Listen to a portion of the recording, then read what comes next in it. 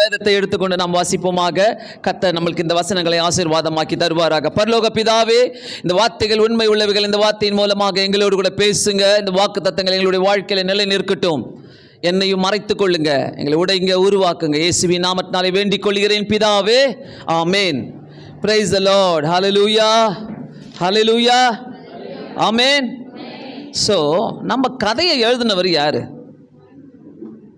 யாருங்க? எங்க தாத்தா. யாருங்க எழுதுனா? ஒரு கதை இருக்குதா? எல்லாருக்குமே இருக்குதா? எல்லாருடைய கதையும் வேற வேற மாதிரி இருக்கும். பார்த்துக்கிறீங்களா? யார் கதைனா சேமா இருக்குதா? என் கதையை மாதிரியே தானாக்கா அது என்னைக்குனா ஒரு நாள் நடந்திருக்கும் என்ன. ஆனால் எல்லார் கதையும் வேற.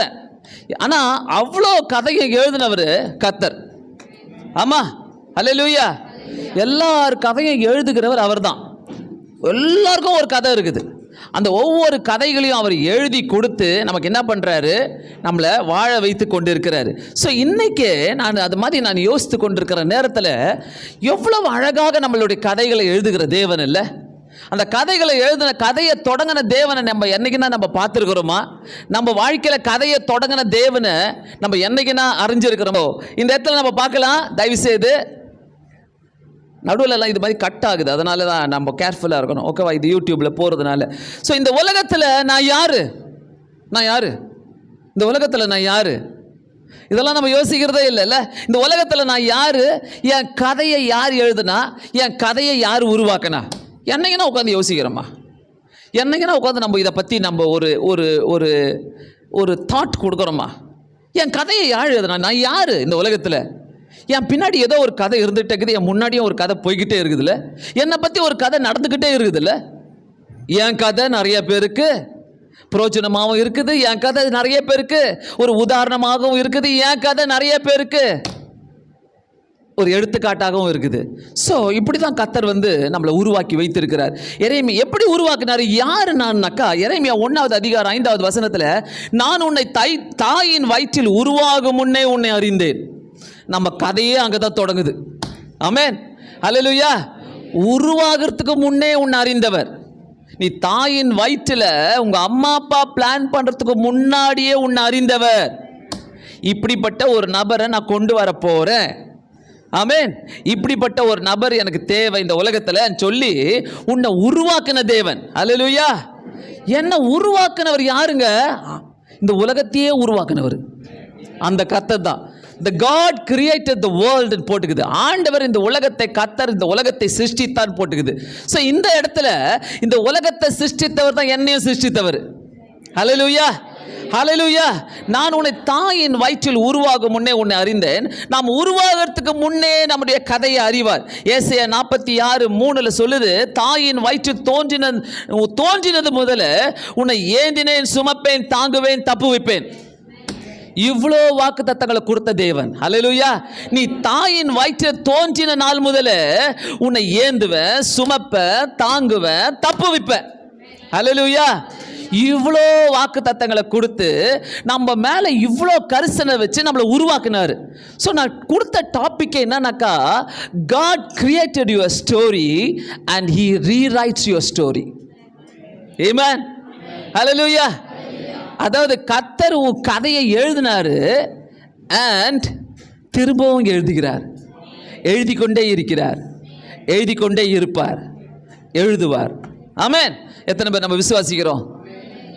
ஸோ இன்றைக்கி நான் சொல்லுவேன், என் கதையை நீங்களே எழுதுங்க ஆண்டவரே. இந்த மெசேஜை நான் கேட்கறதுக்கு முன்னாடியே நான் சொல்லுவேன், என் கதையை நீங்களே எழுதுங்க ஆண்டவரே. ஹல்லேலூயா.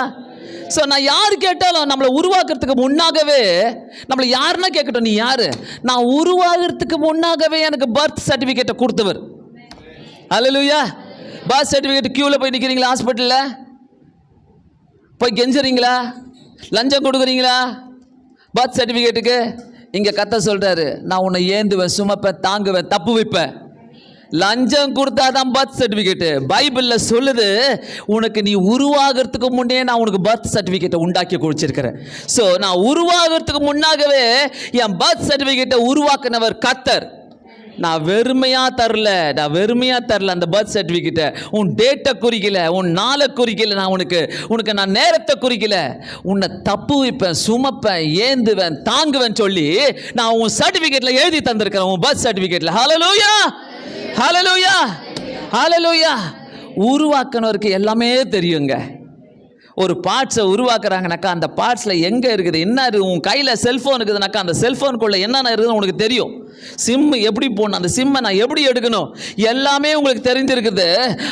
அந்த செல்ஃபோனை உருவாக்கணவன் எப்படி இருப்பான், நம்மளை உருவாக்கின கர்த்தருக்கு எல்லாமே தெரியுமே. ஹல்லேலூயா. ஸோ அவர் உருவாக்குறது மாத்திரம் அல்லாமல் நம்மளுக்கு லைஃப் லாங் கேரண்டியை வேறு கொடுக்குறாரு. நம்மளோட வாழ்க்கையில் ஒரு கேரண்டியை வேறு கொடுக்குறாரு. அந்த சர்டிஃபிகேட்டில் என்ன கொடுக்குறாருனாக்கா ஐசையா 46:4 இனிமேலும் ஏந்துவேன். ரொம்ப அழகாக இருக்கும், அதை எடுத்துக்கொள்ளுங்களேன். 46 4வது வசனத்தில் நான் அடியில் சொல்லுவார், நான் உன்னை பர்த் சர்டிஃபிகேட் மட்டும் கொடுக்கல, சுமப்ப தாங்க வைப்பேன் அப்படிலாம் சொல்றது மட்டும் இல்லை, கடைசியாக ஒரு உறுதியான உறுதிமொழி கொடுக்கிறார் அவர். 46:4 அந்த கடைசி பாகத்தில், இனிமேலும் நான் ஏந்துவேன், நான் சுமப்பேன், தப்புவிப்பேன். அந்த இனிமேலும், ஆமென், இனிமேலும் எந்த டாக்டரும் சொன்னதில்லை. எனக்கு டெலிவரி பார்த்த டாக்டரு, எங்கள் அம்மாவுக்கு டெலிவரி பார்த்த டாக்டரு யாரும் இப்படி சொல்லவே இல்லை. உங்களுக்கு டெலிவரி பார்த்த டாக்டரு, உங்களை பிறக்க வச்ச டாக்டரு யாருமே இந்த வார்த்தையை சொல்லல. இனிமேலும் நான் ஏந்துவேன், நான் சுமப்பேன், நான் தப்புவிப்பேன். ஹைலைட்டை இனிமேலும். இன்னொரு ஹைலைட் அதில் நான் சொல்றார் பாருங்க, நான் சுமப்பேன், நான் ஏந்துவேன், தப்புவிப்பேன். தப்புவிப்பேன் சொல்ல மட்டும் நான் சொல்லல. அது யோசித்து பார்த்தேன். நீ இன்னானா கேடிதானெல்லாம் பண்ணுவேன், நான் வந்து அங்கே ஒன்று தப்பு வைக்க முடியுமா? ஆனால் தான் அந்த இடத்துல நான் போடலை. எப்படி? நான் உட்காந்து யோசித்தேன். இனிமேலும் நான் ஏந்துவேன், நான் ஆண்டவரே உமக்கு ஸ்தோத்திரம். இனிமேலும் நான் சுமப்பேன், ஆண்டவரே உமக்கு ஸ்தோத்திரம். தப்பு வைப்பேன், நான் போடல. வேணுமா இருந்தால் தான் வருவார். ஒழுங்காக எதனா நம்ம மாட்டிக்கினா, எதனா தப்பி நம்ம மாட்டிக்கினா நம்மளை தப்பு வைப்பார்.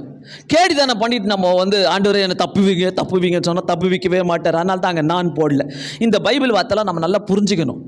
ஆனால் ஆண்டவர் வந்து ரொம்ப தெளிவான தேவன். அல்லேலூயா, தெளிவானவர். நான் நம்மளை அப்படி தான் கேட்குறாரு. ஸோ 139வது சங்கீதத்தில் 16வது வசனத்தில், என் கருவை உம்முடைய கண்கள் கண்டது. அல்லேலூயா, என் கருவை உம்முடைய கண்கள் கண்டது. யாருமே நினைக்காதீங்க இந்த உலகத்தில் நான் வேஸ்ட்டு. ஒருத்தருமே வேஸ்ட் கிடையாது. கர்த்தர் உன்னை உயிரோடு கொண்டு வந்திருக்கிறாருன்னா உன் மேலே ஒரு நோக்கம் வச்சிருக்கிறாரு. அல்லேலூயா, அல்லேலூயா. God writes our story, God writes our history. ஆமென்.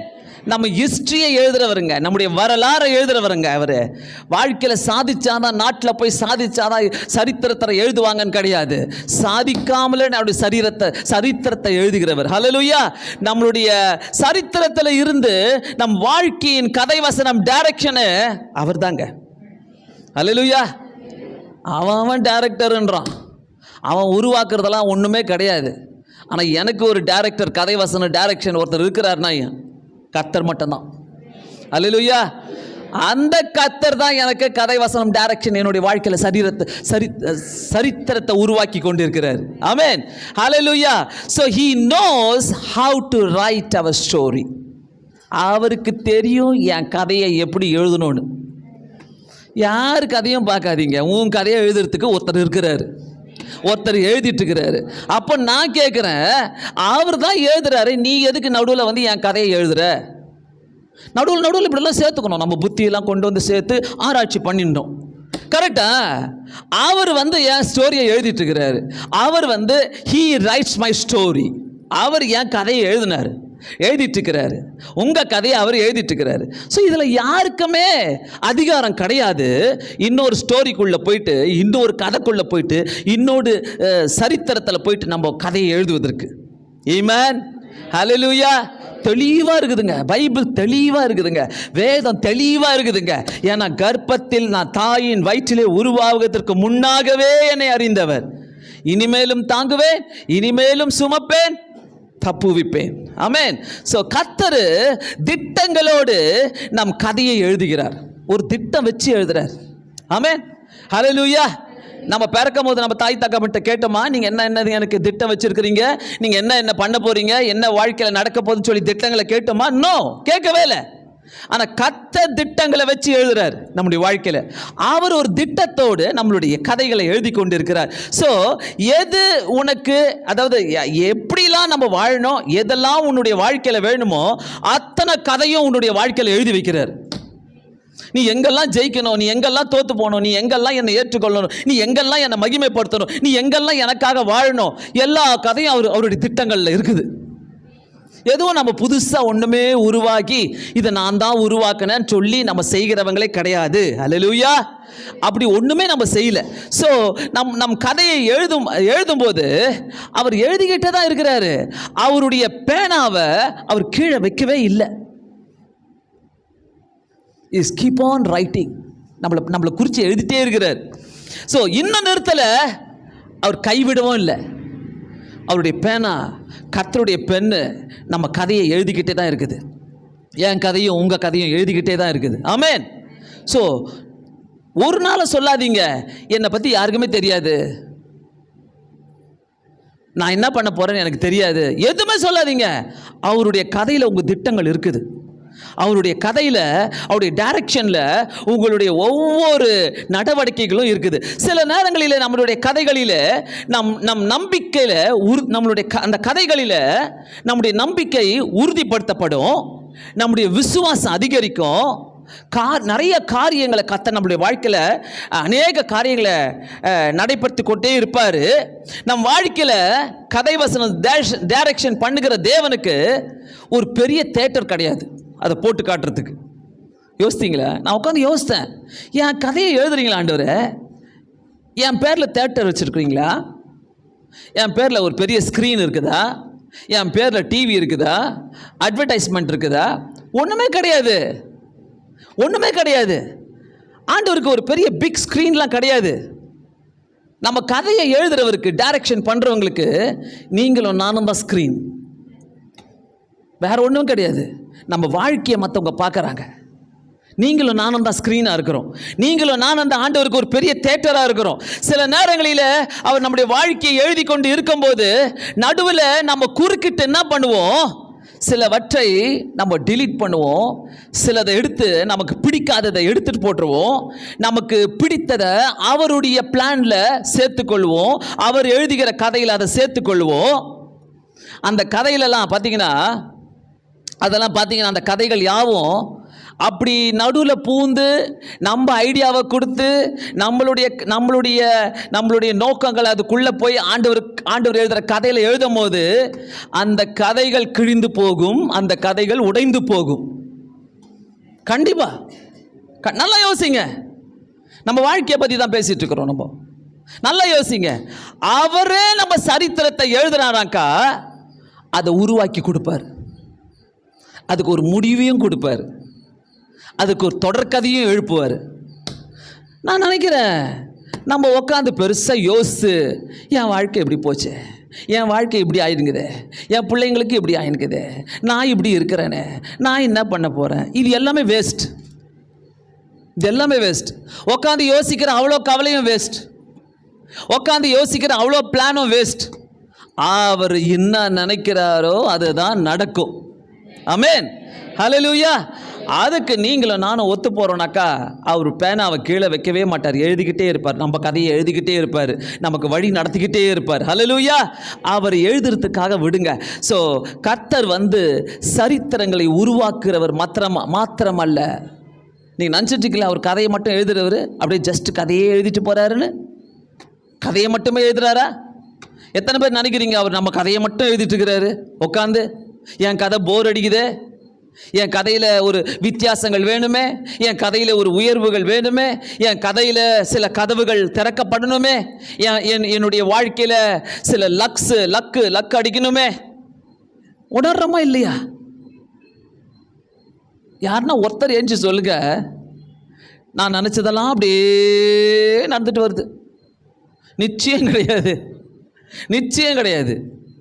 எத்தனையோ எழுந்துட்டோம், எத்தனையோ கைவிட்டு போயிடுச்சு, எத்தனையோ நினைவுகள் எல்லாம் மறந்து போயிடுச்சு, எத்தனையோ காரியங்கள் நம்ம நினச்சது நடக்கவே இல்லை. ஏன் சொல்லுங்க? அதெல்லாம் நம்ம நினைவு, அதெல்லாம் நம்ம நினச்சிது. அதனால் நடக்க விடல ஆண்டவர். ஏன்னா உங்களையும் என்னை நேசிக்கிறவர். சர்டிஃபிகேட் கொடுத்துருக்கிறாரு. தாயின் வயிற்றில் நீ உருவாகிறதுக்கு முன்னே நான் உன்னை தெரிந்து கொண்டேன்னு சொல்லி சர்டிஃபிகேட் கொடுத்துருக்கிறாரு. அப்போ எப்படி விட்டு கொடுப்பாரு? தாயின் வயிற்றில் நீ உருவாகிறதுக்கு முன்னாகவே, நீ தாயின் வயிற்றில் தோண்டின உடனே உன்னை ஏந்துவேன், சுமப்பேன், தாங்குவேன், தப்பு வைப்பேன்னு சொன்னவர் எப்படி அவர் விட்டு கொடுப்பாரு? விட்டு கொடுக்கவே மாட்டார். விட்டு கொடுக்கவே மாட்டார். நான் இதை நினச்சேன், நான் அதை நினச்சேன், நான் இப்படி வாழ்வேன்னு இருந்தேன், நான் அப்படி வாழ்வேன்னு இருந்தேன். ஆனால் அவருடைய சித்தங்கள் நடக்கும்போது, அவருடைய திட்டங்கள் நடக்கும்போது கதையே வேறங்க, என் ஸ்டோரியே வேறங்க. ஸோ அவர் சரித்திரம் எழுதுகிறவர் மட்டுமல்ல, God rewrites our story. அவர் திரும்ப எழுதுகிறவர் நம்மளுடைய கதையை. ஹல்லேலூயா! எத்தனை பேருக்கு பிடிக்கும் கர்த்தர் என்னுடைய கதையை திரும்ப எழுதணும்னு சொல்லிட்டு? He rewrites my story. ஹல்லேலூயா! அவர் திரும்ப எழுதுகிறவர். நான்லாம் ஸ்போர்ட்ஸை பற்றி தான் நினைப்பேன். ஸ்போர்ட்ஸில் ஆல்பமே சேர்த்து வச்சுருக்கிறேன். எந்த பேப்பரும் விட மாட்டேன். தினத்தந்தி, மாலை முரசு, ஹிந்து, இந்தியன் எக்ஸ்பிரஸ், எந்த நியூஸ் பேப்பரையும் விட மாட்டேன். எல்லா நியூஸ் பேப்பர்லையும் ஸ்போர்ட்ஸை மட்டும் தான் பார்ப்பேன். மீதி எதுவும் எனக்கு பிடிக்காது. வெறும் ஸ்போர்ட்ஸ் கட் பண்ணி ஆல்பம், பயங்கர பெரிய ஆல்பம். கிரிக்கெட் பிளேயர்ஸ் ஒரு ஆல்பம், ஃபுட்பால் பிளேயர்ஸ் ஒரு ஆல்பம், அந்த பழைய ஸ்போர்ட்ஸ் ஆட்கள் அவங்களுடைய ஆல்பம்ஸ்லாம் பயங்கரமாக சேர்த்து வைப்பேன். இவ்வளோ சர்டிஃபிகேட் ஸ்போர்ட்ஸில். என் ட்ரீம், என் கனவு பெரிய ஆளாகணும் ஸ்போர்ட்ஸில். எங்கே போச்சுன்னே தெரியல. இன்றைக்கும் ஐ ரிக்ரெட். இன்றைக்கும் நான் கேட்குறேன், ஆண்டவரே எனக்கு ரொம்ப பிடிச்சமானது என் கையை விட்டு போயிடுச்சு, என்கிட்ட இல்லையே ஆண்டவரே, எனக்கு வேணுமே அது. ஒரு 2 நாளைக்கு முன்னாடி உட்காந்து யோசிச்சுக்கிறேன். நேராக ரயில்வே ஸ்டேஷனில் போயிட்டு ஸ்டேஷன் மாஸ்டர் போய் பார்த்து, சார் எனக்கு ட்ரெயின் ஓட்டணும்னு ரொம்ப ஆசை, கற்றுக் கொடுங்க கேட்கலான்ட்டு. ட்ரீம், கனவுகள், ரொம்ப ஆசை. ஃப்ளைட் ஓட்டணுன்னு, ட்ரெயின் ஓட்டணுன்னு கற்றுக் கொடுத்தா ஓட்டு வந்தான். ஆனால் கர்த்தருடைய திட்டங்கள் அதெல்லாம் இல்லை. நான் ஒன்றும் பண்ண முடியாது. புரியுதா? சில நேரங்களில் நம்முடைய திட்டங்கள் இப்படி தான் இருக்கும், கனவுகள் இப்படி தான் இருக்கும். யாரோ எங்கேயோ கார் ஓட்டிகிட்டு போவாங்க, அவங்கள பார்த்தான்னு பார்த்து அனுப்போம். எப்படி ஓட்டுறாங்கல்ல, ஏன் நான் கற்றுக்கக்கூடாது, ஏன் நான் பண்ணக்கூடாது, ஏன் நான் செய்யக்கூடாது? ஸோ சில கனவுகள் எல்லாம் நினைவுகளாக மாறலாம், செய்யலாம். ஆனால் பர்ஃபெக்ட் திட்டத்தை அவர் மட்டும் தான் வச்சுக்கிறாரு. அப்போ திரும்பவும் சொல்கிறேன், உன் கதையை எழுத தொடங்கினவர் நடுவில் நம்ம பண்ண அட்டகாசத்தினால, நாம் செய்கிற குறுக்கிடுறதுனால, நாம் செய்கிற சில காரியங்களால He is rewriting my story. கர்த்தர் என்னுடைய கதைகளை திரும்ப எழுதி கொண்டிருக்கிறார். ஹல்லேலூயா! ஸோ அது உடைந்ததாக இருக்கட்டும், கிழிந்ததாக இருக்கட்டும், எல்லாருமே தூக்கி போடப்பட்ட சரித்திரங்களாக இருக்கட்டும், யாராலையும் உன்னை எழுதவே முடியாது என்று சொல்றதாக இருக்கட்டும், பட் என்னுடைய தேவன் மீண்டும் அந்த கதைகளை எடுத்து, தூக்கி போட்ட கதையை எடுத்து, கிழிச்சு போட்ட கதையை எடுத்து, யாருக்கும் வேணாம் நீ என்று சொன்ன கதையை எடுத்து திரும்ப எழுதி நிறுத்துகிறவருங்க அவர். ஹல்லேலூயா! ஹல்லேலூயா! அவர் எழுதி நிறுத்துறதுனால தான் நம்மளாம் நல்லா இருக்கணும். இன்னைக்கு ஒருத்தர் சொல்லுங்க நான் நல்லா இல்லைன்ட்டு, அவர் எழுதுறதுனால தான் நம்மளுடைய வாழ்க்கை நல்லா இருக்குது. அவர் எழுதுறதுனால தான் நம்மளுடைய வாழ்க்கை சந்தோஷமாக இருக்குது. அவர் எழுதுகிறதுனால தான் நம்முடைய வாழ்க்கை சூப்பராக போட்டுக்குது. அதாவது நம்ம நினைக்கிறோம் எல்லாமே முடிஞ்சிச்சு, எல்லாமே முடிந்தது, இனிமேல் என்ன இருக்குது, இனிமேல் என்ன இருக்குது, அதாவது எனக்கு ஒன்றும் செய்யறதுக்கு இல்லை அப்படின்னு நினைக்கிற நேரத்தில் தான் கர்த்தர் He can rewrite your history. பைபிளில் ரொம்ப ஒரு அழகான வசனத்தை பார்த்தேன். பிலிப்பியர் 2வது அதிகாரம் 13வது வசனம். பிலிப்பியர் 2வது அதிகாரம் 13வது வசனம் ரொம்ப ஒரு அருமையான வசனம். கர்த்தர் எப்படி என் மேலே ரீரைட் மை ஸ்டோரி. 13வது வசனத்தில் பார்த்தீங்கன்னாக்கா 2வது அதிகாரம் 13, ஏனெனில் தேவன் தம்முடைய தயவுள்ள சித்தத்தின்படி, ஆமென், தம்முடைய தயவுள்ள சித்தத்தின்படி, தம்முடைய தயவுள்ள சித்தத்தின்படி விருப்பத்தையும் செய்கையையும் உங்களில் உண்டாகி இருக்கிறவராய் இருக்கிறார். இன்னும் அழகான வசனம் பாருங்க. நிறைய நேரங்களில் நம்ம இதை யோசிக்க மாட்டோம், இதை பேச மாட்டோம், இந்த வசனத்தை நம்ம படிச்சிருக்க கூட மாட்டோம். இந்த வசனம் நமக்கு தெரியாது. ஆனால் கர்த்தர் இங்கே அழகாக நமக்கு இந்த வசனத்தை சொல்லி கொடுக்குறாரு. தேவனே நம்முடைய தயவுள்ள சித்தத்தின்படி, அவருள்ள தயவுள்ள சித்தத்தின்படி தான், அவருடைய சித்தத்தின்படி விருப்பத்தின்படி செய்கையும் விருப்பத்தையும் உங்களில் உண்டாக்குகிறவராயிருக்கிறார். அவர் உண்டாக்குறார். ஏன் நம்ம அமைதியாக இருக்கணும்? ஏன் நம்ம வந்து உட்காந்து கவலைப்பட்டுனுக்கிறோம்? நம்ம கவலைப்படுற இடம் எல்லாம் எங்கே தெரியுமா? எது தெரியுமா? கர்த்தர் என் கதையை இதில் சேர்த்துக்கலையே, என்னை நினைக்கலையே, என்னை இப்படி பண்ணிட்டாரே கர்த்தர், எனக்கு இப்படி செஞ்சுட்டாரே கர்த்தர், இதனால தான் நம்ம கவலைப்பட்டு இருக்கிறோம். ஆனால் கர்த்தர் அவருடைய சித்தத்தின்படி அவருடைய விருப்பத்தையும் அவருடைய செய்கையையும் உங்களில் உண்டாகி இருக்கிறவராய் இருக்கிறார். நம்மளை உண்டாக்கி வச்சிருக்கிறாரு, செய்கிறாரு. இன்னைக்கு நான் இந்த ஆசீர்வாதம் இன்னைக்கு எனக்கு கிடைக்கணும்னாக்கா அவர் உண்டாக்கி வச்சிருக்கிறாரு. அது அவருடைய விருப்பம். இனிமேல் கிடைக்க போகிற ஆசீர்வாதங்கள் எனக்கு வேணும்னா அதுவும் அவர் உண்டாயிருக்கிற விருப்பம். So he rewrites my story. எனக்கு அது ரொம்ப பிடிச்சது.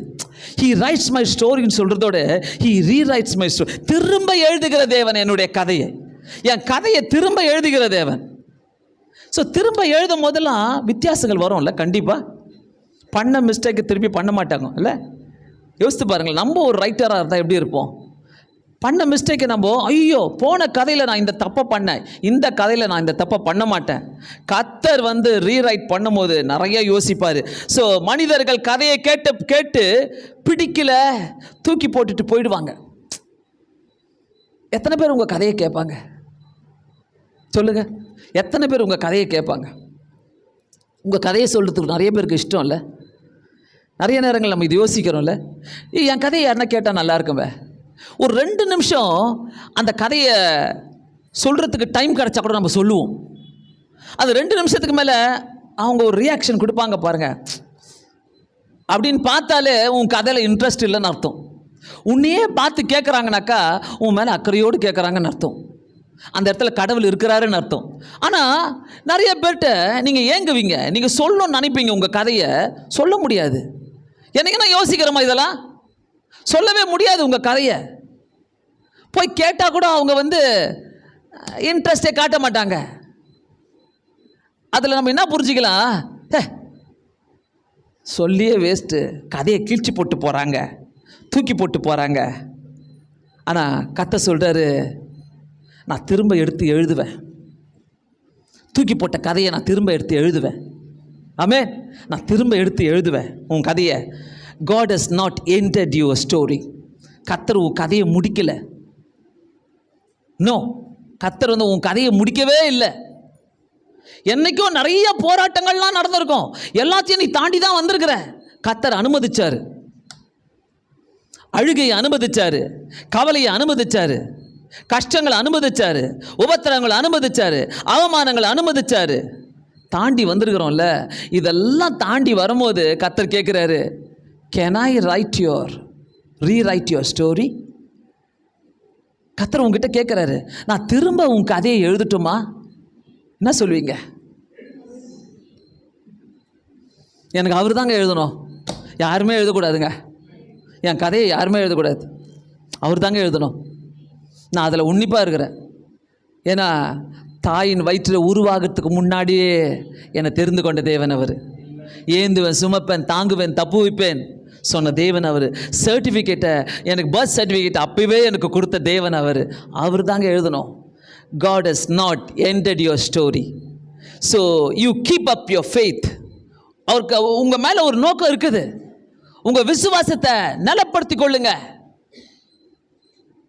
சொல்லுங்க, எப்பவுமே நீங்கள் தானே என்னை உருவாக்குனீங்க. தைரியமாக சொல்லுங்க, உற்சாகத்தோடு சொல்லுங்க, ஆண்டவரே நீங்கள் தானே என்னை உருவாக்குனீங்க.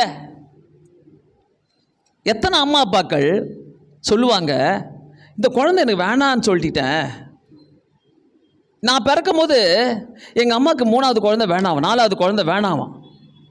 எங்கள் அம்மா சொல்லுவாங்க, நீ நான் என்ன வேணாம், எனக்கு போதும், ரெண்டு பையனுங்க ஒரு பொண்ணு இருக்குது போதும். ஆனால் நீ வந்து பிறந்துட்ட, அதனால தான் விசித்திரமாக இருக்கிறேன். புரியுதா? ஸோ கர்த்தர் எந்த இடத்துல நம்ம வேணாம் நிற்கிறோமோ, வேணாம் இது எனக்கு தேவையில்லை, உருவாக்குகிற தேவன். He rewrites your story. நீ குழந்தையா இருக்கட்டும், பெரியவங்களா இருக்கட்டும், யாரா இருக்கட்டும், God has a purpose. கர்த்தருக்கு ஒரு நோக்கம் உண்டு. ஹல்லேலூயா, ஹல்லேலூயா. கர்த்தருக்கு ஒரு நோக்கம் உண்டு. மறந்துடாத, மறக்கவே மறக்காத, என்னைக்குமே மறக்காதீங்க. உங்களுடைய ஃபெய்த்தை நீங்க உற்சாகப்படுத்திக்கிட்டே இருங்க. ஏன்னா உன் கர்த்தர் உன் சரித்திரத்தை திரும்ப எப்படி எழுதுவார் என்றால், எரேமியா 31:4 எரேமியா 31:4 ரொம்ப அழகாக சொல்லுது. 31வது அதிகாரம் 4வது வசனத்தில், அதாவது நீ கட்டப்படுவாய், உன்னை கட்டுவிப்பேன், இஸ்ரவேல் என்னும் கன்னிகையை மறுபடியும், சொல்லுங்க, ரீரைட்ஸ், மறுபடியும் உன்னை கட்டுவிப்பேன், நீ கட்டப்படுவாய், மறுபடியும் நீ மேல வாத்தியத்தோடும் ஆடல் பாடல் செய்கிறவர்களின் களிப்போடும் கூட்டத்தோடும் நீ புறப்படுவாய். மறுபடியும் சமாரியாவிலே மலைகளிலே திராட்சை தோட்டங்களை நாட்டுவாய், நாட்டுகிறவர்கள் அவைகளை நாட்டி அதன் பலனை அனுபவிப்பார்கள். கர்த்தர் மறுபடியும் மறுபடியும் மறுபடியும் உன்னுடைய வாழ்க்கையை கட்டுகிறவர். அல்லேலூயா. இந்த வசனம் நான் டெய்லி வச்சு ஜெபம் பண்ணுவேன். மறுபடியும் வருது பாருங்க. He rewritesங்க. உன் கதையை எழுதுவாருங்க. உன் கதையை நீ யோசிக்காத. நேற்று கேட்டோம் தேடுங்கள் என்று சொல்லி. இன்னைக்கு ரொம்ப ரிலேட்டட் டு த சர்மன். நேற்று பேசுறதுக்கும் இதுக்கும் என்னன்னாக்கா, நீ தேடுறதுலையும் அவரை மட்டும் தேடு. தேடும் போது அவர் மறுபடியும் உன்னை எப்படியா, நான் திரும்ப கட்டுவேன், உன்னை கட்டு வைப்பேன், நீ கட்டப்படுவாய். நீ எப்படி வருவியா? மேல வாளத்தோடு சத்தத்தோடு வருவியா, ஆரவாரத்தோடு வருவியா. அதாவது நீ நாட்டுவாய், திராட்சை தோட்டங்களை நாட்டுவாய், நாட்டுகிறவர்கள் அவைகளை நாட்டி அதன் பலனை அனுபவிப்பார்கள். கர்த்தர் ரீரைட் பண்ணும் போது உன்னை அனுபவிக்கும் இந்த உலகம், பரலோகம் உன்னை அனுபவிக்கும். அல்லேலூயா, அல்லேலூயா. இந்த உலகத்தில் வாழும் போது கண்டிப்பாக நான் சொல்கிறேன், ஒரு வித்தியாசமா, ஒரு அற்புதமா, அதிசயமா வாழணும். எல்லாம் நினச்சிடாதீங்க, சோர்ந்து போகாதீங்க, முடிஞ்சிருச்சு வாழ்க்கை, இனிமேல் என்ன நான் உழைச்சி சாகணும் அப்படி நினைக்காதீங்க. நோ, கர்த்தர் உன் வாழ்க்கையை ஆசீர்வதிக்க தொடங்கிட்டான்னா, when he rewrites your story, உன்னை திரும்ப எழுதுகிறாருனாக்கா உன் வாழ்க்கையை, அதுக்கு மேலே அந்த ஆசீர்வாதத்தை யாராலையும் தடுக்கவே முடியாது. உலகம் கொண்டாடும், பரலோகம் கொண்டாடும். ரொம்ப ஒரு அருமையான ஒரு வார்த்தைகள் இதெல்லாம், உண்மையாகவே சொல்கிறேன். ஏன்னா கர்த்தர் சொல்லுகிறாரு 54:7 இப்பொழுது உன்னை விடுவிப்பேன், ஆனாலும் உருக்கமான இரக்கங்களால் உன்னை சேர்த்துக்கொள்வேன். அல்லேலூயா. இப்பொழுது உன்னை கைவிட்டேன், ஆனால் உருக்கமான இரக்கங்களால் உன்னை சேர்த்துக்கொள்வேன். கர்த்தர் என்னை கைவிட்டாரு. எத்தனை பேர் சொல்கிறோம்? கஷ்டம் வந்த உடனே ஃபர்ஸ்ட் வார்த்தை என்ன வரும்? கர்த்தர் என்னை கைவிட்டாரு. ஒரு புலம்புறமா இல்லையா? ஒரு பெரிய புலம்புற, ஐயோ என்னை கைவிட்டாரு அந்த கர்த்தரு. அந்த கர்த்தரையே என்னமோ இறங்கி வந்துடுற மாதிரி ஒரு புலம்பி ஒரு ஆர்ப்பாட்டம் பண்ணுவோம் பாருங்க, ஒரே கோட்டி. அவர் என்னை கைவிட்டாரு. நீ சொல்ல சொல்ல சொல்ல அவர் உன்னை பார்த்து சிரிச்சுன்னு இருப்பார். போங்க ஏத்துற மாதிரி இருக்கும். ஏன் சொல்லுங்க? உன் கதையே கந்தலா கடந்தது. கந்தலான கதையை நான் உருவாக்கி வச்சிருக்கிறேன். உருவாக்குறது மட்டும் இல்லை, ரீரைட் பண்ணிருக்கிறேன் உன் கதையை. உனக்கு இது கூட தெரியலனா என்ன கர்த்தர் கைவிட்டார். ஒரு பிரச்சனை வந்துடக்கூடாது. தொட்டா சினிங்கி மாதிரி புஸ்குன்னு அமுகிடுவோம். என்ன, ஒரு பிரச்சனை வந்துடக்கூடாது. உடனே குடும்பமாக சேர்ந்து கட்டி பூச்சிக்கின்னு அழுவுறது. ஐயோயோ ஆயிடுச்சேடா, இப்படி ஆயிடுச்சே, ஐயோயோ போச்சே, ஐயோயோ இப்படி ஆச்சே. யாருக்கு நடக்கலை? என்ன நடக்கலை? புலம்புறதெல்லாம் கொடுத்து வச்சவங்க நம்ம. அப்படியே சர்டிஃபிகேட் கொடுக்கணும் நம்மளுக்கெல்லாம். புலம்பி தீர்த்து ஆண்டவர் ஒருத்தர் இருக்கிறாரு. இல்லை, ஆண்டவருக்கு உன் அழுக தேவையில்ல. ஆண்டவருக்கு நீ ஆர்ப்பாட்டம் பண்ணி அழுகுறது தேவையில்ல. நீ பேன் கத்துறது தேவையில்ல. ஆண்டவருக்கு நீ புலம்புறதும் தேவையில்ல, எதுவுமே தேவையில்ல. அவரை மறுபடியும் நீ பாரு. ஆண்டவரே எதுக்காக? ஏன் தெரியுமா? அவர் கதையை எழுதும் போது அவர் கையில் கொடுத்துருங்க. நான் தூரவே நின்றுக்கிறேன், ஆண்டவரே என் கதையை நீங்களே எழுதுங்க. நான் தூரவே நின்னுக்கிறேன் ஆண்டவரே. நடுவில் மூக்கை விட்டு இப்படி செய், அப்படி செய், அதை பண்ணு, இதை பண்ணு, இப்படி தான் வேணும், அப்படி தான் வேணும்னு கேட்குறல்ல, அங்கே தான் அடியே கிடைக்குது. அங்கே தான் நீ ஒப்பாரி வச்சு அழுவுற. அந்த ஒப்பாரி வச்சு அழுவுறது கர்த்தருடைய சித்தம் இல்லை, அது கர்த்தருடைய செயலும் இல்லை, அது நீ செய்கிற செயல்கள். நல்ல தெளிவாக இருங்க. இதுதான் சத்தியம். சத்தியம் உங்களுக்கெல்லாம் ஏற்ற மாதிரிலாம் பேச மாட்டோம். இங்கே பரலோகத்துக்கு ஏற்ற மாதிரி தான் பேசுவோம். ஏன்னா இந்த ஜனங்கள் எல்லாரும் எங்கே போய் சேரணும்? பரலோகத்தில் போய் சேரணும். அதனால தயவுசெய்து சொல்லுங்க, இமைப்பொழுது உன்னை கைவிட்டேன், உருக்கமான இறக்கங்களா சேர்த்துக்கொள்வேன். ஹல்லேலூயா. அவரை எழுத விடுங்க, அவரை எழுத விடுங்க. ஸோ அவர் செலக்ட் பண்ணினவர்களை சும்மா விடவே மாட்டார். சங்கீதம் 78 70லேருந்து 72 வரைக்கும் பார்த்தீங்கன்னாக்கா, சங்கீதம் 78ல் அவர் யாரை செலக்ட் பண்ணுறாரோ சும்மா விடவே மாட்டார். ஏன் தம்முடைய 70வது வசனம், தம்முடைய தாசன் ஆகிய தாவீதை தெரிந்து கொண்டு ஆட்டு தொழுவங்களிலிருந்து அவனை எடுத்தார். எங்கே சொல்கிறாரு? ஆட்டு தொழுவங்களிலிருந்து அவனை எடுத்தார். நம்மளை யாருன்னா அப்படி சொன்னால் எப்படி இருக்கும்? ஆட்டு தொழுவத்துலேருந்து உன்னை கூட்டின்னு வந்தேன், மூஞ்செல்லாம் எப்படி மாறிடும்? ஆட்டுக்காரனுக்கா பிறந்தேன் நான், மாட்டுக்காரனுக்கா பிறந்தேன் நான் சொல்லுவோமா இல்லையா? எங்கள் வீட்டிலலாம் சின்ன வயசில் பார்த்தீங்கன்னா இந்த டாய்லெட் கழுவ வருவாங்க கவர்மெண்ட்லேருந்து, டெய்லி வருவாங்க. அவங்க பார்த்தீங்கன்னாக்கா, அவங்க வந்தவொடனே பின்னாடி கதவு தான் இருக்கும், பின்னாடி ஒரு கதவு இருக்கும், அது வழியாக தான் டாய்லெட் கழுவிட்டு போவாங்க. அவங்க வந்தாங்கன்னாக்கா எங்கள் வீட்டில் சொல்லுவாங்க, உங்கள் பொண்ணு இருக்குது கூட்டின்னு போங்கன்ட்டுவாங்க என்னை பார்த்து. ஐயோ, உண்மையாகவே நினச்சிக்கினேன் நான், உண்மையாகவே நினச்சி அந்த ஒரு பெரிய கஷ்டத்துலேருந்து வெளியே வரவே ரொம்ப நாள் ஆச்சு எனக்கு. அவங்கள வந்தாலே அலறி அடிச்சிக்கின்னு ஓடி போய் கதவை சாத்திப்பேன். அவங்களும் வாமா வா வீட்டுக்கு போகலாம், வா எவ்வளோ நாள் இங்கே இருப்ப வா அப்படின்னு கூப்பிடுவாங்க. புரியுதா? ஸோ உண்மையாகவே அந்த மாதிரி சொன்னால் நம்மளுக்கு எப்படி இருக்கும்? சீரியஸாலாம் உட்காந்து யோசிச்சுக்கிறேன், அது எப்படி அவங்க வேறு மாதிரி இருக்கிறாங்களே, நான் இப்படி இருக்கிறேன், எப்படி அவங்க என்ன அவங்க பொண்ணுன்னு சொல்ல முடியும்? அப்படிலாம் உட்காந்து யோசிச்சுருக்கிறேன். ஸோ என்னை பயமுத்துனாக்கா அப்படி தான் வீட்டில் பயமுத்துவாங்க. அந்த மாதிரி ஆட்டு தொழுவத்துலேருந்து உன்னை தெரிந்து கொண்டேன் பைபிளில் சொல்கிறார் ஆண்டவர் தாவீதை பார்த்து. ஹலோ, உன்னை உயர்த்தணும்னா கர்த்தர் உன்னை கேவலப்படுத்தி தான் உயர்த்துவார். ரெடியா? ரெடியா? ரெடியா?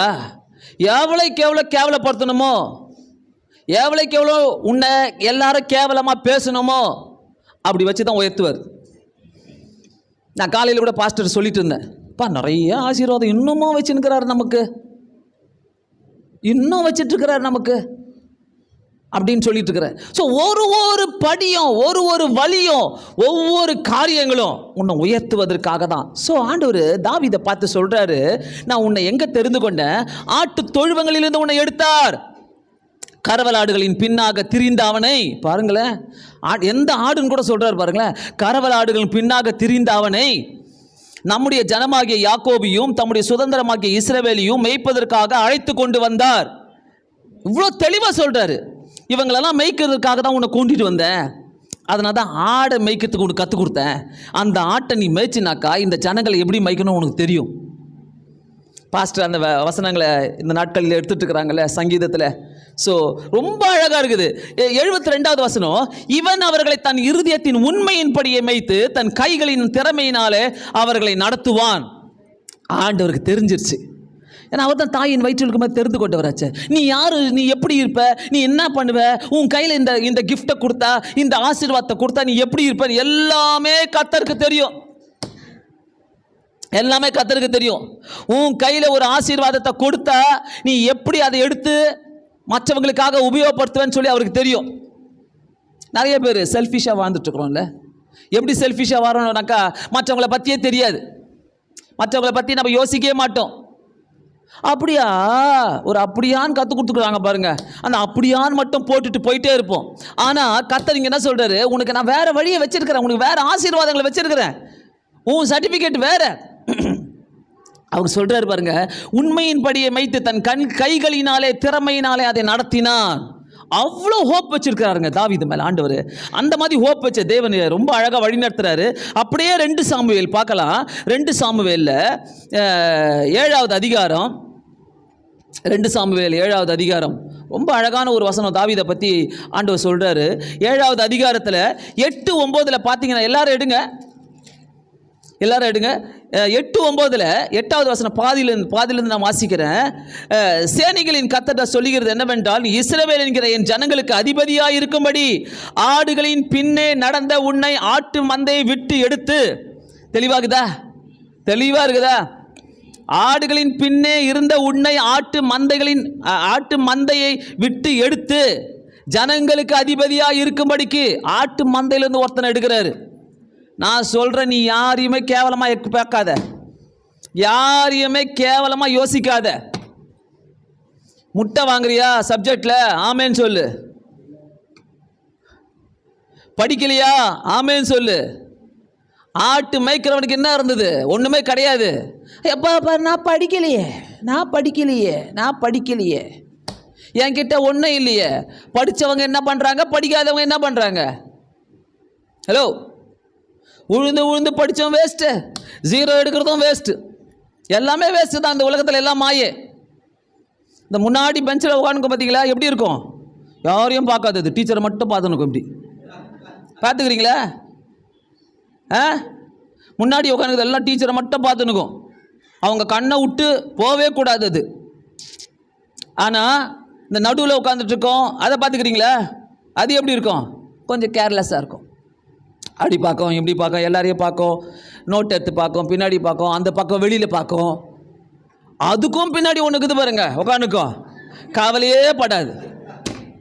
டீச்சரை விட்டுருவாங்க, தூங்க விட்டுருவாங்க, கவலையே படாது.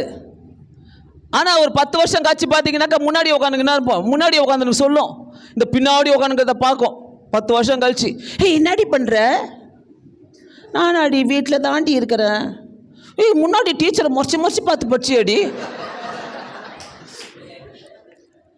நீ என்னடி பண்ணுற? நான் பெரிய ஆஃபீஸராக இருக்கிறேன்டி, ஒரு பெரிய கம்பெனியில் ஆஃபீஸராக இருக்கிறேன்டி. 10th ஃபெயிலுடி, 12th ஃபெயிலுடி. அதுக்கப்புறம்டி நல்லா படித்தேன்டி, நல்லா ஆயிட்டேன், நல்ல கணவர், நல்ல பிள்ளைங்கடி, சூப்பராக இருக்கிறேன்டி. இந்த முறைச்சி பார்த்துச்சே உட்காண்டாடி உட்காந்து, சரிடி போயிட்டு வரேன்டி. ஹலோ, உலகம் இதுதான், புரியுதா? யாரையும் கேவலமாக பார்க்காத, யாரையும் கேவலமாக யோசிக்காத. நான்லாம் கடைசி பெஞ்ச். எத்தனாவது? 1 2 3 4 5வது பெஞ்சில். அது கூட அரிசி வறுத்து, ஒற்றைக்கல்ல, வெல்லம், அரிசி இதெல்லாம் என்னுடைய டெஸ்கில் இருக்கும். அங்கேருந்து நைஸாக எடுத்து எல்லாருக்கும் அனுப்புறது கொஞ்சம் கொஞ்சம். இந்த சாப்பிடு, நானும் சாப்பிடு. டீச்சர் திட்டி பார்த்துச்சு, ஒன்றும் முடியல. இன்றைக்கி அந்த டீச்சரை பார்க்குறேன். மின்னி என்னுடைய ஸ்டூடெண்ட்டுன்னு சொன்னாங்க, வேறு மாதிரி போய் நிற்கிறான் அவங்க எதிர்க்க. நீயா ரெவரண்டா, பாஸ்டரா? ஆமாங்க, மாற்றுவாருங்க, சூழ்நிலையை மாற்றுவார் கர்த்தர். அல்லேலூயா. சூழ்நிலையை மாற்றுகிற தேவன். யாரையுமே கிண்டலாம் நினைக்காத. வீட்டில் த மோஸ்ட் அன்வான்ட் தான் மேலே உயர்ந்து நிற்கும். அல்லேலூயா. மோஸ்ட் அன்வான்ட் இருக்குதுல்ல வீட்டில், தரித்திரம் பிடிச்சது. ஏன் பிறந்த? அந்த தரித்திரம் தான் உன்னுடைய சரித்திரத்தை எழுதும். அல்லேலூயா, அல்லேலூயா, அல்லேலூயா. அப்படியே உட்காந்துக்கிறீங்க பயங்கரமா. என்ன நீங்கள் நல்லா இருக்குதுல கேட்குறதுக்குன்னு கேட்டுன்னு உட்காந்துக்கிறீங்களா? கூட ரெஸ்பாண்ட் பண்ணுங்க. ஆமென், அல்லேலூயா. ஆமாம், அடுத்த 10 வருஷம் நான் உங்களை பார்த்து கேட்கணும், எங்கே இருக்கிறீங்க, எப்படி இருக்கிறீங்க. ஸோ கர்த்தர் உன்னுடைய சரித்திரத்தை எழுதும் போது ஆட்டு மந்தையிலிருந்து எடுத்து உன்னை அதிபதியாக வைக்கிற தேவனாக இருக்கிறார். அல்லேலூயா. இந்த ஆட்டு மந்தை, இந்த யோசேப்புடைய குழி, இதெல்லாம் என்னால் மறக்கவே முடியாது. நான் ஆண்டவருக்கு நன்றி சொல்லுவேன். ஆண்டவரை குழியிலேருந்து எடுத்தீங்கல்ல, அதிபதி ஆக்கிட்டீங்க. ஆட்டு மந்தையிலேருந்து எடுத்து அவன் என்னங்க பார்த்துருப்பான்? ஆட்டு மந்தைக்கிட்ட ஒன்றுமே கிடையாது, ஒன்றுமே கிடையாது. அது மேனுக்கும் இவர் மேன்னு இருப்பார். இவர் அந்த மேன் வச்சு இவர் பாட்டெல்லாம் கற்றுக்கினார். வேறு அவ்வளோ சங்கீதங்களை எழுதியிருக்கிறாரு ராஜா. எவ்வளோ ஒரு தாளந்து. ஸோ என்றைக்குமே ஆளை வச்சு படிப்பை வச்சு கணக்கு போட்டுறாதீங்க. படிப்பு இல்லைன்னு சொல்லாதீங்க. உனக்குள்ளே இருக்கிற திறமை இருக்குது. கர்த்தர் உன்னை எங்கேருந்து தூக்கின்னு வருவாருன்னு தெரியாது, ஆனால் உருவாக்கி கொடுக்குறவர் கர்த்தர். உன் கதையை அவர்கிட்ட கொடுத்தனா ஹீ ரீரைட்ஸ் யுவர் ஸ்டோரி. ஹல்லேலூயா, ஹல்லேலூயா. கர்த்தர் உங்களை சரித்திரத்தை திரும்ப எழுதும்போது அவர் தீமையும் மாற்றுவார், கண்டென்ட்டையும் மாற்றுவார். ரெடியா? ரெடியா? அது உள்ள இருக்கிற தலைப்பை மாற்றுவார், அதுக்கு இருக்கிற சப் டைட்டில்ஸை கூட மாற்றுவார். ஹல்லேலூயா. ரெடின்னு சொல்லுங்க. இல்லை ஆண்டவர் எனக்கு இது மட்டும்தான் வேணும் ஆண்டவர், நான் இப்படியே இருப்பேன். உங்கள் கதைக்கே வரமாட்டார் அவர். ஆனால் கர்த்தாவே நீங்கள் என்னென்ன தீமை மாற்றிக்கங்க, கண்டென்ட் என்ன வேணால் போட்டுக்கோங்க, நான் கவலையே பட மாட்டேன், உங்கள் கண்டென்ட் எதுவுமே தவறாது. ஹல்லேலூயா. ரொம்ப நல்லவருங்க, ரொம்ப நல்லவங்க. ஒரு புதிய பெயரை கூட சூட்டுவார் அவர். எங்க பாஸ்டர் சூட்டிக்கிறாரு காட்டுறீங்க? ஆதியாகமம் 33:27 எடுத்துக்கங்க. தபால் சீக்கிரம், எல்லாத்துக்கும் வசனத்தோட பேசணும். 33:27 அவர் கேட்கிறார். அங்க போயிட்டு யாக்கோபு போராடி கொண்டே இருக்கிறாரு. அவர் உன் பெயர் என்ன என்று கேட்டார். யாக்கோபு என்றான். மிஸ்டர் யாக்கோபு, யாக்கோபு என்றான். கர்த்தர் தீமை மாத்தும் போது, உன் கண்டென்ட்டை மாத்தும் போது உன் பெயரை கூட மாத்தலாம். ஹல்லேலூயா. 28 அப்பொழுது சொல்றார் அவரு, உன் பெயர் இனி மிஸ்டர் யாக்கோபு எனப்படாமல் இஸ்ரவேல் எனப்படும். ஹல்லேலூயா. கர்த்தர் உன் தீமை மட்டும் மாத்துகிறவர் அல்ல, கண்டென்ட்டை மட்டும் மாத்துகிறவர் அல்ல, உன்னுடைய பெயரை கூட மாற்றுகிறவர். ஹல்லேலூயா. அதுக்கு தான் பழைய பேர்ல உட்கார்ந்து ஞானஸ்தானம் எடுன்றது. எங்கேயோ அடிக்கிறாங்கடா என்ன, எங்கேயோ சொல்றாங்கடா என்ன, என்ன யோசிச்சுனுக்கிற? ஆண்டருக்குள்ள வந்துட்ட பிறகு ஞானஸ்தானம் எடுக்க வேண்டியது தானே. ஞானஸ்தானம் எடுக்கலான்னு எனக்கு என்ன புரியுதா? பேரை மாத்திக்கிறவர், கண்டென்ட் மட்டும் இல்ல, தீமை மட்டும் இல்ல, உன் குடும்பத்தினுடைய தலையெழுத்து மட்டும் இல்ல, எல்லாத்தையும் மாத்தி பேர் நீ இஸ்ரவேல் எனப்படுவாய். ஹல்லேலூயா. அந்த இஸ்ரேல் தாங்க இன்னைக்கு இஸ்ரேல் நாடாக இருக்குது. இஸ்ரேல் அப்படியே எல்லா இடத்துலயுமே செழிப்பா இருக்குதுங்க இஸ்ரேல். ஆமென். அந்த இஸ்ரேலுக்கு ஒத்தது எதுவுமே கிடையாது. உன் பெயரையும் மாற்றுகிற தேவன். மிஸ்டர் யாக்கோபு பிகம் இஸ்ரேல். இஸ்ரேலாக கர்த்தர் மாற்றி போட்டார். So rewriting will make you better writer. உன்னை பெட்டர் ரைட்டரா மாத்தும், உன் வாழ்க்கையே திருப்பி மாற்றும். ஸோ அதாவது நிறைய கேள்விகளை கேட்கலாம். அதாவது திரும்ப நம்ம இப்படி எழுதலாமா எழுதமான, ஆண்டவரே மாற்றி போடுறாருங்க எல்லாத்தையும். ஆண்டவரே மாத்துறாரு. ஆண்டவர் நீ போராடும் போது அவரே வந்து மாற்றுகிற தேவனா இருக்கிறார். அவர் மாற்றாதது ஒன்றுமே கிடையாது. ஓகே, நிறைய காரியங்கள் வேதத்தில் நம்ம பார்க்குறோம். கர்த்தர் வந்ததுனால தான் அவங்களுடைய கதைகள் மாற்றப்பட்டது. உங்கள் வாழ்க்கையில் கர்த்தர் வந்தாதான் அவங்க கதையெல்லாம் உங்கள் கதையெல்லாம் மாற்றப்படும். ஹல்லேலூயா. இந்த ஆமேன்னு சொல்கிறது மட்டும் வேணாம். உற்சாகமாக என் கதையை மாற்றுறவர் ஏசாமி தான். பக்கத்தில் சொல்லுங்கள், உனக்கு தெரியுமா என் கதையை மாற்றுறவரே இயேசு கிறிஸ்து தான். உனக்கு தெரியுமா அது? கேளுங்க, போங்க ஏற்றுங்க. உனக்கு தெரியுமா அது? ஆமாம். என்ன தெரியுமா? லாசருடைய சரித்திரம் மாற்றப்பட்டது. போதும் போதும், கேட்டதெல்லாம் போதும், சிரிச்சதெல்லாம் போதும், கேட்டதெல்லாம் போதும், சிரிச்சதெல்லாம் போதும். என்ன அப்படியே ஈச்சிச்சிங்கன்னு இருந்தால் அப்படியே கொஞ்சம் கவனிங்க, வார்த்தையை ஏற்றுங்க மைண்டில். ஸோ லாசருடைய காரியம் மாற்றப்பட்டது. லாசருக்கு என்ன சொல்கிறாங்க? லாசருடைய வாழ்க்கை முடிந்து விட்டது. யோவான் 11வது அதிகாரம் 14வது வசனம், லாசரு மரித்து போனான். என்ன சொல்கிறாங்க? லாசரு மரித்து போனான். 11வது அதிகாரம். லாசரு மரித்து போனா, மார்த்தா மரியாவை விட்டு கொடுத்துட்டாங்க. அந்த இயேசு எங்க வீட்டுக்கிட்ட இருந்தாக்கா நான் லாசரு மரித்திருக்க மாட்டானே. அந்த இயேசு எங்க வீட்டுக்கிட்ட இருந்த, எங்க வீட்டுக்கு வந்திருந்தா அந்த லாசரு என் தம்பி மரித்திருக்க மாட்டானே. 39 சொல்றாங்க, ஏசாமி வந்துட்டாரு. ஐயோ ஆண்டவரே, 4 நாளைக்கு முன்னாடி வந்தா அவன் சத்திருக்க மாட்டான் ஆண்டவரே. இப்போ அவன் செத்து போய் 4 நாள் ஆயிட்டு. 39வது வசனத்துல செத்து 4 நாள் ஆயிட்டு. 11:40 நீ விசுவாசித்தால் தேவனுடைய மகிமையை காண்பாய். ஹல்லேலூயா. நீ விசுவாசித்தால் தேவனுடைய மகிமையை காண்பாய். நான் சொல்றேன், உன் வாழ்க்கையில ஒரு பெரிய திட்டங்கள் வைத்திருக்கிறாரு, உனக்குள்ள ஒரு பெரிய காரியங்கள் வைத்திருக்கிறாரு. உன்னை வைத்து பிரகாசிக்க பண்ணணும்னாக்கா அந்த தேவன் உன் வாழ்க்கையில திட்டங்களை வைத்திருக்கிறானாக்கா நீ விசுவாசித்தால் தேவனுடைய மகிமையை காண்பாய். அல்லேலூயா. நீ விசுவாசித்தால், நீ விசுவாசித்தால், நீ விசுவாசித்தால் உன் பெருமைக்காக அல்ல, உன்னுடைய திட்டத்துக்காக அல்ல, நீ தேவனுடைய மகிமையை காண்பதற்காக தான் அவருடைய வைத்திருக்கிற திட்டங்கள் நிறைவேறும். அல்லேலூயா. சோ 11:4 போயிட்டு பார்த்தீங்கன்னா, அதாவது 11 11வது அதிகாரம் 44 பார்த்தீங்கன்னாக்கா 43 பார்த்தீங்கன்னாக்கா எல்லாத்தையும் கேட்டுட்டு ஆண்டவர் லொடலொடன்னு பேசிட்டு இருக்கிறாரு. அவங்க கிட்ட அவங்க கதையெல்லாம் கேட்டுக்கிட்டு, ஐயோ எனக்கு தெரியாது, நான் வந்திருப்பேனே, நீ டெலகிராம் அனுப்பியிருக்கலாமே, நீ வாட்ஸ்அப் மெசேஜ் அனுப்பிச்சிருக்கலாமே, நீ சொல்லலையே, நீ ஃபோன் பண்ணல, இதெல்லாம் சொன்னார. இந்த நிறைய பேர் பார்த்தீங்கன்னாக்கா நான் பார்த்துருக்குறேன். ஏன் சாவுக்கு வரலன்னு கேட்டா நீங்கள் சொல்லவே இல்லையே. கல்யாணத்துக்கு வரல சொல்லலன்னு கேட்டால் கோச்சிக்கலாம். சாவுக்கு வரலன்னா நீ கேள்விப்பட்டவன போகணும், என்ன அது உன் கடமை என்ன. ஆனால் இப்போ உன் கடமைன்னு சொல்லிட்டு அதை மட்டும் பிடிச்சிப்பாங்க. உன் கடமை நீ போ, உன் கடமை நீ போ, உன் கடமை நீ போ. தேவையாக இருந்தால் போகலாம், ஞாயிற்றுக்கிழமெல்லாம் போகக்கூடாது, சாவுக்கெல்லாம் செத்து போனால் போட்டோம். புரியுதா? புரியுதுங்களா? நல்லா தெரிஞ்சுக்கங்க. இதெல்லாம் அதான் சடங்காச்சாரம்லாம் விடுறது இல்லை. ஆனால் இந்த இடத்துல ஆண்டவர் செத்து போயிட்டாச்சு. ஆண்டவர் கேட்கல, ஏன் எனக்கு சொல்லலை, வாட்ஸ்அப்பில் ஏன் மெசேஜ் அனுப்பலை, எனக்கு ஆள் அனுப்பியிருக்கலாமே, ஃபோன் பண்ணியிருக்கலாமேன்னு கேட்கல. நம்ம இங்கே உட்காந்துக்கிற ஆட்கள்லாம் எப்படி, ஏன் சொல்லலை, மெசேஜே வரலையே, ஒரு தட்டி விட்டுருக்கலாமே. தட்டிலாம் விட முடியாது, எதுவுமே பண்ண முடியாது. கத்த நேரா போறாங்க. ஏன்? அவர் விசுவாசித்தால் தேவனுடைய மகிமையை காண்பாய். போயிட்டு 43வது வசனத்துல சொல்றாரு, ஒன்னும் இல்லைங்க, யாரையுமே கேட்கலங்க. அவரு என்ன ஏது வேணும்னு கூட கேட்கல. போய் கேட்டாரா, உனக்கு லாசர் வேணுமா கேட்டாரா?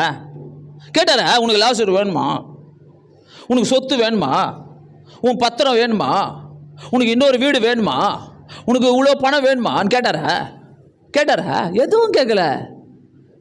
போயிட்டு 43வது வசனத்துல, ஏ லாசருவே வெளில வா, ஒரு குரல்.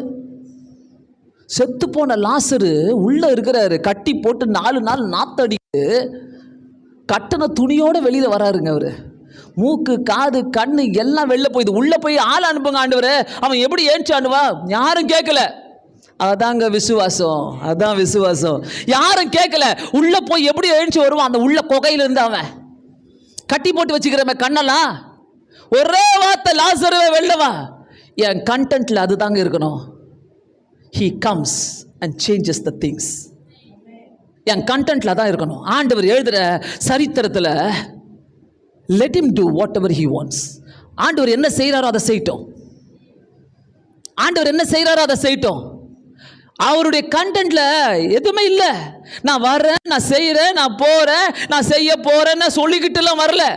அவ சொல்லியிருந்தானாக்கா இன்னைக்கு நம்மளாம் இருந்தா, ஓ கல்றைக்கு நான் செய்கிற அற்புதம் பேர். நம்ம ஆட்கள்லாம் இப்போலாம் அப்படி தான். அதுக்கு ஒரு 10,000 பேர் நின்றுவாங்க. எல்லாரும் கேமராவை இப்படி பிடிப்பான், அப்படி பிடிப்பான், இங்கே சேர்க்க மாட்டான், அங்கே சேர்க்க மாட்டான். அவர் எழுப்ப போறாரு. கத்தர் எந்த அட்வர்டைஸ்மெண்ட்டும் இல்லை. உன் வாழ்க்கையில் கத்தர் ஒரு ஆசீர்வாதத்தை செய்யறான்னா அட்வர்டைஸ்மெண்ட் பண்ணிட்டு வரவே மாட்டாரு. ஆன் த ஸ்பாட்ல செய்வார் ஒரு அற்புதத்தையும். அவர் எப்ப செய்வார் தெரியாது, நீ காத்திருக்கணும். அவர் எந்த நேரத்தில் செய்யறாரு தெரியாது, நீ காத்திருக்கணும். அவர் எப்போ செய்யறாரோ நீ வெயிட் பண்ணி தான் ஆகணும். ஒவ்வொரு நேரத்திலையும் அவர் வந்தான்னாக்கா, லாசருவே வெளியே வா. ஹல்லேலூயா, ஹல்லேலூயா. வெள்ளவான் ஒரே சத்தங்க. அவன் வெளியே வந்துட்டாங்க. கர்த்தர் மாற்றி போட்டாரு. அதே அதாவது யோவான் எழுதின சுவிசேஷம் 5வது அதிகாரத்தில் அந்த 38 வருஷமா, 5வது வசனம் 5வது அதிகாரம், 38 வருஷமா வியாதி கொண்டிருந்த ஒரு மனுஷன் அங்கே இருந்தான். படுத்திருந்து அவனை இயேசு கண்டு, இயேசு சொல்லிட்டு வந்தாரா இந்த இடத்துல? சொல்லிட்டு வந்தாரா இந்த இடத்துல? சொல்லிட்டு வரல. அல்லேலூயா. ஏசாமி சொல்லிக்கிட்டு வரவே இல்லை அந்த இடத்துல. ஆனா எத்தனை வருஷம் காத்திருந்தான்? சில நன்மைகள் நடைபெறுவதற்கு நீ காத்திருக்கணும். 10 வருஷம் ஆகலாம், 15 வருஷம் ஆகலாம், 20 வருஷம் ஆகலாம், 2 வருஷம் ஆகலாம், 1 வருஷம் ஆகலாம். அது உன்னை பொறுத்து நீ காத்திருக்கணும். நீ மறந்துட்டினா அந்த வேலை அவரை மறந்துடுவாரு. ஆனா அவன் எப்படி காத்திருந்தானாக்கா, யாருன்னா தேவ தூதர்கள் என்னை உள்ள விடுவாங்க அப்படின்னு காத்திருந்தான். நம்ம அது கூட இல்லை. நீ காத்திரு, ஏதோ ஒரு நன்மைக்கு காத்துக்கொண்டே இரு. Because he rewrites your story. உன் கதையை அவர் திரும்பி எழுதி கொண்டே தான் இருக்கிறார். ஸோ அந்த இடத்துல 38 வருஷமா, 5வது வசனத்தில் பார்த்தீங்கன்னா 38 வருஷமா அங்கேயே உட்காந்துட்டு இருக்கிறான். கர்த்தர் சொல்றாரு, உன் படுக்கையை எடுத்துக்கொண்டு நட. ஒரே வார்த்தை, உன் படுக்கையை எடுத்துக்கொண்டு நட. எவ்வளோ ஆசைகள் இருக்குதுங்க வாழ்க்கையில் நமக்கு. இது வேணும் ஆண்டவரே, அப்படி வேணும் ஆண்டவரே, இப்படி வேணும் ஆண்டவரே, எல்லாமே எனக்கு தாங்க ஆண்டவரே. எல்லாத்தையும் தருவாருங்க அவர். எல்லா ஆசைகளும் நிறைவேற்றுவார். ஆனால் பேராசையை என்றைக்குமே நிறைவேற்ற மாட்டார். எல்லா ஆசையும் நிறைவேற்றுவார், பேராசையை நிறைவேற்றவே மாட்டார். ஆமென், ஆமென், அல்லேலூயா. அடுத்தது பார்த்தீங்கன்னா, அதாவது இன்னொரு காரியம் இருக்குது. 8வது அதிகாரத்தில், யோவான் 8வது அதிகாரத்தில் ஒரு லேடியை பற்றி பேசுகிறாங்களே, 3வது வசனத்தில், விபச்சாரத்திலே கண்டுபிடிக்கப்பட்ட ஒரு ஸ்திரீ. இந்த அதிகாரம் பார்த்தீங்கன்னாக்கா சூப்பராக போகும். விபச்சாரத்தில் கண்டுபிடிக்கப்பட்ட ஒரு ஸ்திரீ, எல்லாரும் ஓடுறாங்க. அதாவது 5வது வசனத்தில், இப்படிப்பட்டவர்களை கல்லெறிந்து கொள்ள வேண்டும் என்று மோசே நியாயப்பிரமாணத்தை பற்றி நியாயப்பிரமாணத்தில் பேசுகிறாங்க. அந்த ஒரு பெண்ணுக்காக நியாயப்பிரமாணத்தை பற்றிலாம் பேசுகிறாங்க. பேசிட்டு அந்த இடத்துல ஆண்டவர் சொல்கிறாரு, அந்த ரொம்ப அழகாக சொல்லுவார் பாருங்க. அதாவது 6வது வசனத்தில், உங்களில் யாராவது, அதாவது இவங்க மேலே குற்றம் சுமத்துவதற்கான காரணம் உண்டாகும் போது அவரை சோதிக்கும்படி இப்படி சொன்னார்கள். ஏசு என்ன பண்ணுறாரு அந்த இடத்துல, 7வது வசனத்திலே பாருங்க, அவரை கேட்டுட்டே இருக்கிறாங்க. அந்த 7வது வசனம் சொல்றாரு, உங்களில் பாவம் இல்லாதவன் இவள் மேல் முதலாவது கல்லெறிய கடவன். யாருக்குன்னா பாவம் இல்லைனாக்கா ஃபர்ஸ்ட் கல்லெறிங்க. அந்த பெண்ணுக்கு சொல்றாரு, விபச்சாரத்தில் கண்டுபிடிக்கப்பட்ட பெண்ணுக்கு எல்லாம் வந்து கம்ப்ளைண்ட் பண்றாங்க. உன் மேல பாவம் இல்லைன்னா நீ மற்றவங்க பாவத்தை பத்தி பேசு, எல்லாம் பேசாத. மற்றவங்க பாவத்தை பத்தி பேசுறதுக்கு உனக்கு அதிகாரம் கிடையாது. கிளீனா சொல்றாரு அங்க. உங்களில் எவனாவது பாவம் இல்லாமல் இருக்கிறீங்களா? எவனாவது பாவம் இல்லாமல் இருக்கிறீங்களா? கர்த்தர் கேட்கிறாரு. எல்லாரும் கத்துறாங்க, அந்த பொண்ணை போட்டு அடிங்க, கல்லை தூக்கி போட்டு அடிங்க, அவளை சாகடிங்க. ஆண்டவர் கேட்கிறார், எவனாவது பாவம் இல்லாமல் இருக்கிறீங்களாடா இங்க கேட்கிறார் ஆண்டவர். அடுத்தது பாருங்க, அந்த வசனத்தில் 8வது வசனம் எனக்கு ரொம்ப பிடிக்கும். அவர் மறுபடியும் பா சூப்பருங்க. ஹீரோ வந்தாலே காரியமே வேற. மறுபடியும் he rewrites. அந்த பெண்ணுடைய தலையெழுத்தையே மாற்றி போட்டாருங்க. மறுபடியும் வந்து குனிந்து தரையில எழுதினார். That's what I like it. குனிந்து தரையில எழுதினார். ஸோ இப்போ தெரியுதா, God rewrites our story, rewrites our history. நம்முடைய சரித்திரத்தை அவர் திரும்ப எழுதுகிற தேவன். ஹல்லேலூயா. மறுபடியும் எல்லாம் நினைக்காதீங்க, நான் இந்த பாவம் செஞ்சுட்டேன்னு, நான் இப்படி இருக்கிறேன்னு. சில தெரிஞ்சு செய்கிறோம், சில தெரியாமல் செய்கிறோம், மறைமுகமாக செய்கிறோம், மறைஞ்சுக்கிட்டு செய்கிறோம், எப்படி வேணா செய்கிறோம். யாருடைய பாவத்தை பற்றி பேசுறதுக்கு உங்களுக்கும் எனக்கும் அதிகாரம் கிடையாது. ஆமென். ஆண்டவர் பார்த்துட்டு இருக்கிறாரு. ஃபஸ்ட்டு உங்ககிட்ட பாவம் இல்லைன்னா மற்றவங்களை பற்றி பேசு. உங்ககிட்ட பாவத்தை வச்சு நான் என்ன பாவம் செய்கிறேன்? மற்றவங்களை பற்றி பேசுகிறதே பாவம் தான். கூட்டம் கூடி பேசுகிறதே பாவம் தான். அது என்னைக்கு ஆண்டவர் நியாயத்தில் கொண்டு வருவாரோ தெரியாது. ஸோ மறுபடியும் குனிந்து எழுதுவாருங்க, எனக்காக உனக்காக. அவர் திரும்ப எழுதுகிற தேவனுங்க. ஒரு இடத்துல கூட கர்த்தர் கைவிடவே மாட்டார். அவரை நம்பும் போது ஒரு இடத்துல கூட உன்னை விட்டு கொடுத்துட்டு போகவே மாட்டார். ஸோ இந்த இடத்துல பார்த்தீங்கன்னா மறுபடியும் எழுதினார். அதே ஜான் 9வது அதிகாரம், யோவான் 9வது அதிகாரத்தில் பிறவி குருடனாய் பிறக்கிற ஒரு சரித்திரத்தை மாற்றுகிறாருங்க. அங்கே நிறைய குருடர்களை மாற்றுறாரு, நிறைய சப்பானிகளை மாற்றுறாரு ஆண்டவர் வாழ்க்கையில், அங்கே இருக்கிறவங்களுடைய வாழ்க்கையில். அவங்க சீஷர்களும் அதே செய்கிறாங்க. இந்த இடத்துல பார்த்தீங்கன்னா 9வது அதிகாரம் 5வது வசனத்தில், 5வது 6வது வசனத்துலலாம் பார்த்தீங்கன்னாக்கா, அந்த 2வது வசனத்தில், இவன் குருடனாய் பிறந்தது யார் செய்த பாவம்? இவன் செய்த பாவமோ இவனை பெற்றவர்கள் செய்த பாவமோ என்று கேட்டார்கள். ஆனால் ஆண்டவர் தான் நம்ம சொல்கிறாரு, அதுக்கு வேற மாதிரி சொல்கிறாரு. இயேசு பிரதியுத்தரமாக, இவன் செய்த பாவமும் அல்ல, இவன் பெற்றவர்கள் செய்த பாவம் அல்ல, தேவனுடைய கிரியைகள் இவனிடத்தில் வெளிப்படும் பொருட்டு இப்படி பிறந்தான். அல்லேலூயா. எப்படி பிறந்தான்? இப்படி பிறந்தான். தேவனுடைய மகிமை வெளிப்படணும்னாக்கா கர்த்தர் என்ன வேணா செய்வார். அதுக்கு நீ தேவை, அதுக்கு நீ தான் தேவை. உலகம் உன்னை கேவலப்படுத்தலாம், உன்னை கேவலமாக பார்க்கலாம், ஆனால் நீ தேவை. அதில் அந்த நீ தேவையில் தான் அவர் வருவார். அவர் வந்து நான் போடுறேன் ஸ்க்ரீனை, நான் போடுறேன் தேட்டரை, எல்லாரும் உன்னை பார்க்கட்டும். நீ தான் அந்த தேட்டரு, நீ தான் அந்த ஸ்க்ரீனு. கர்த்தர் உயர்த்தி வைப்பாருங்க. யார் செஞ்ச பாவமும் அல்ல, ஆனால் அவருக்கு நீ தேவை.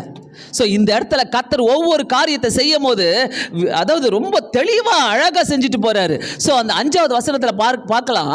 அவர் சொல்லிட்ட பிறகு சொல்கிறாரு, நான் உலகத்திற்கையிலே உலகத்திற்கு ஒளியாக இருக்கிறேன் என்றால், நான் உலகத்துக்கு இருக்கையிலே உலகத்துக்கு ஒளியாக இருக்கிறேன். அப்போ என்ன அவர் உலகத்துக்கு ஒளியாக இருக்கிறார், என்னையும் உலகத்துக்கு ஒளியாக தான் வச்சுப்பார். ஆமென். என்னையும் உலகத்துக்கு ஒளியாக வைப்பார். இவைகளை சொல்லி அவர் தரையிலே துப்பி உமிழ் நீர்னாலே சேறு உண்டாக்கி சேற்றை குருடனுடைய கண்களிலே போசி ஷீலோவாம் குளத்திலே போய் கழுவு என்றார். கர்த்தருடைய ரீரைட்டிங்கில் இதெல்லாமே இருக்குது. அவருடைய திட்டத்துக்குள்ள இதெல்லாம் இருக்குது, எல்லாமே இருக்குது, எல்லா காரணங்களும் இருக்குது. ஆனால் இது போதும் ஆண்டவரே, இந்த கதையை மட்டும் வச்சுக்க நான் ஓட்டுறேன் காலத்தை ஓட்டின்னு இருக்கிறீங்க பாருங்க. நிறைய பேர் என்ன தெரியுமா, அதே அப்படியே.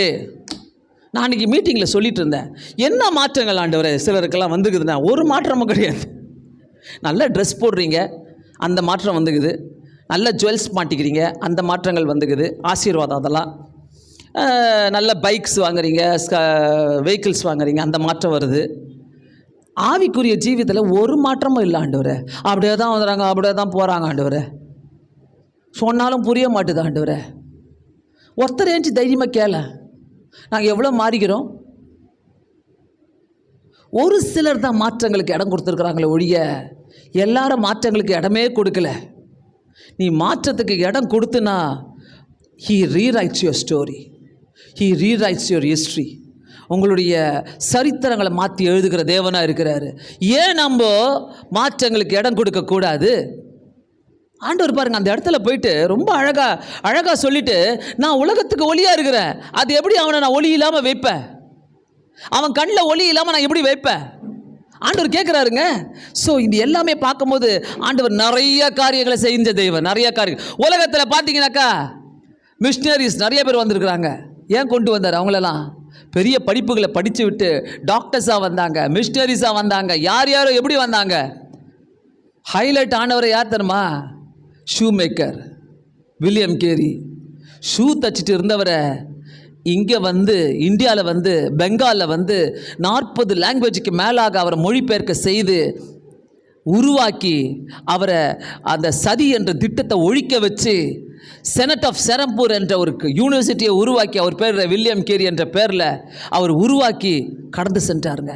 கர்த்தர் நினச்சார்னாக்கா ஒரு மனுஷனை வச்சு என்ன வேணால் செய்ய முடியும். பட் நீ அதே கண்டென்ட்டில் உட்காந்துட்டு இருக்கிறானாக்கா, நீ அதே எய்மில் உட்காந்துட்டு இருக்கிறானாக்கா, ஆண்டவரே நீங்கள் என்ன செய்கிறீங்க, நீங்கள் என்ன செய்கிறீங்க, நீங்கள் என்ன செய்கிறீங்க, ஆண்டவரே நான் இதை செய்யணும், நான் இப்படி பண்ணணும், நான் இப்படி வரணும். நோ, கர்த்தர் அதுக்கு மேலே வச்சிருக்கிறாரு. உனக்கு அதுக்கு மேலே தான் வச்சிருக்கிறாரு. ஹல்லேலூயா. அதுக்கு மேலே வச்சு உன்னை உயர்த்தி காட்டுகிற தேவன். அவரை நீ மகிமைப்படுத்தும் போது அவர் இன்னும் உன்னை உன் மூலமாக அவர் இன்னும் மகிமைப்படுவார். ஹல்லேலூயா. ஒரு நாள் ஆண்டவரே கர்த்தாவே என் கதை இப்படி இருக்குது ஆண்டவரேன்னு சொல்லி ஒரு நாளும் கலங்காதீங்க. ஒவ்வொரு நாள் ஆண்டவர்கிட்ட சொல்லுங்க, ஆண்டவரே ப்ளீஸ் ரீரைட் மை ஹிஸ்ட்ரி, ஆண்டவரே ரீரைட் மை சரித்திரத்தை என்னுடைய திரும்ப எழுதுங்க ஆண்டவரே. என் வாழ்க்கை திரும்ப எழுதப்படணும் ஆண்டவரே. நான் அதே மாதிரி இருக்கக்கூடாது. நிறைய பேர் அதே மாதிரி இருக்கிறதுக்கு காரணம் என்னன்னாக்கா, என்னுடைய தோற்றங்கள் போயிடும், என்னுடைய கெத்து போயிடும், என்னுடைய பேச்சு போயிடும். சைலண்டாக இருந்தால் என்ன? சைலண்டாக போயிட்டா என்ன? கோவப்படாமல் இருந்தால் என்ன? மாற்றிக்கினா என்ன? ஸோ வாழ்க்கையில் கர்த்தர் ரீரைட்டிங் ஒன்று இருக்குதுனாக்கா கர்த்தருடைய நோக்கம் ஒன்று இருக்குது. அல்லேலூயா. அந்த நோக்கத்தில் கர்த்தர் எல்லா அற்புதங்களையும் செய்கிற தேவன். எனக்கு ஏன் இப்படின்னு மட்டும் கேட்காதீங்க, எனக்கு ஏன் இப்படி நடந்தது மட்டும் கேட்காதீங்க. அதில் ஒரு பர்பஸ் இருக்குது, கர்த்தருடைய பர்பஸ் இருக்குது. அது இன்றைக்கி தெரியாது, என்றைக்குனா ஒரு நாள் தெரியும். என்றைக்குனா ஒரு நாள் ஆண்டவரே உம்மை துதிக்கிறேன், உம்மை ஸ்தோத்தரிக்கிறேன் சொல்லுங்கள்.